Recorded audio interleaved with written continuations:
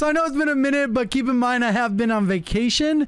I ended up going to Disney World. We did some cruise stuff. If you want to go ahead and check that out, it's over on Twitter. I didn't post much about it because I was enjoying my time, but we're back. We had a mid-season update. Luckily, the mid-season update wasn't crazy or anything like that, so we were able to update the spreadsheet pretty quickly.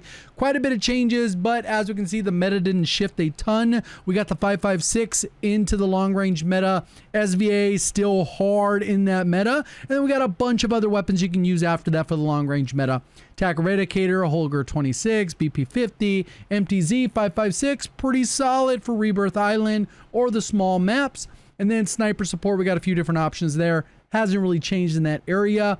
BP50 is still pretty good there. And then we got the close range viable, which includes a bunch of weapons. WSP9 still pretty good. Superi, kind of still hard to beat that mobility. FJX Horus gets another buff, which I think they're trying to get it to be pretty even with the Superi. So we got a little bit of balance there.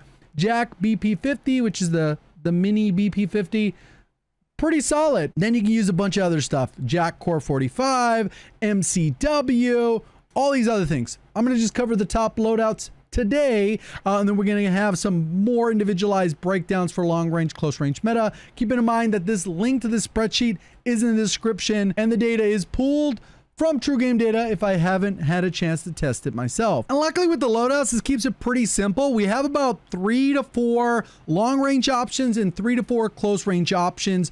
Obviously, there's still plenty of other options outside of that. That's kind of the main ones that most people will lean towards, and it kind of keeps it as easy as possible to kind of mix and match and give you some good pairings for weapons. But outside of these 8 or so weapons, you can use a ton of other weapons. You can still use the Kar 98, still pretty good, even after the aim assist nerf.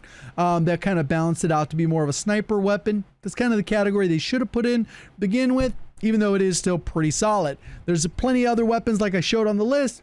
Have your try out whatever you think kills quick enough. That's great. This is more for people that are kind of unsure where they need to start, and that's kind of what the meta builds are kind of all about. These are some fun ones to get started with. 5.56, like I said, is more of a rebirth or small map, primarily because the damage per mag or the downs per mag isn't all that great when you factor in all those variables. MCW also got buffed, but probably not a hard meta. But like I said, super easy to combine that one if you want that another good gun. We got the close range BP50, which we've been kind of using for a while. They did try to nerf it quite a bit in the past with the mobility, but it still kills quick enough to get the job done. So for this 5.56, pretty much this is kind of how we build it out. Cast's break because we're not playing on a huge big map. We don't need as much bullet velocity, and we kind of have it balanced out with this build. Don't hate on my aim. I haven't touched the game in a week. I was on a cruise ship. So what will happen is you can go ahead and have pretty good accuracy with this thing. I wish these firing ranges were a little bit better, where we got full range of strafe speed without blockage on our aim assist, because obviously I'm used to aiming with aim assist, and that's kind of how that works. But overall, pretty solid weapon, like I said, more for the closer range. And then we're gonna have the BP50. Again, this is the close range version. We use that NIDAR, but overall, pretty solid weapon, will kill decent enough. I was never a huge fan of this one. I tried multiple builds. It's kind of the one that I mainly stuck with, but overall, clean little build to get going if you want something to mix it up. Biggest problem, in my opinion, with combining these two is that the BP50 is going to use that rifle ammo, so you're going to make sure you're having to run over those bodies, that you're not going to be able to take a lot of long range engagements unless you stock up on both ammo and the munitions. Then we have a couple guns that people have been using for a little bit, which is the Holger 26, the WSP9. This is kind of like one of those weapons that continues to stay kind of in the meta, but not like necessarily the hard meta, because it doesn't get nerfed, it doesn't get buffed, but it's still pretty serviceable if you're tired of using those other good mobility builds and fast fire rate builds. You want something different. This one rewards accuracy and just being consistent with the open bolt delay and the slower rate of fire, penalizing you a little bit. And then we got the LMG, which kind of gives us an extra attachment because we don't have to put on a magazine. And then you can kind of see how these ones lay out.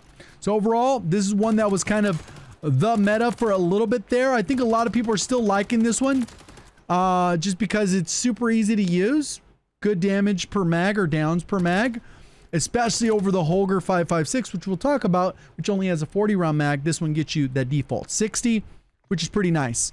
Then we have the WSP9. We can go ahead and combine this. Pretty much similar loadout we've had for a little bit. Makes it pretty easy to use. Again, that slower fire rate is the biggest issue with this gun. If you shoot, you land the shots, you're going to be good. Decent enough. Muzzle velocity at 600, which is kind of what you really want to have good bullet reg up to about 25 meters. Every gun's a little bit different. Usually for mine, it's around 600 close range, 900 long range. There are exceptions to this as always, and you can always modify the builds to accommodate that or not accommodate that if you don't care for those things.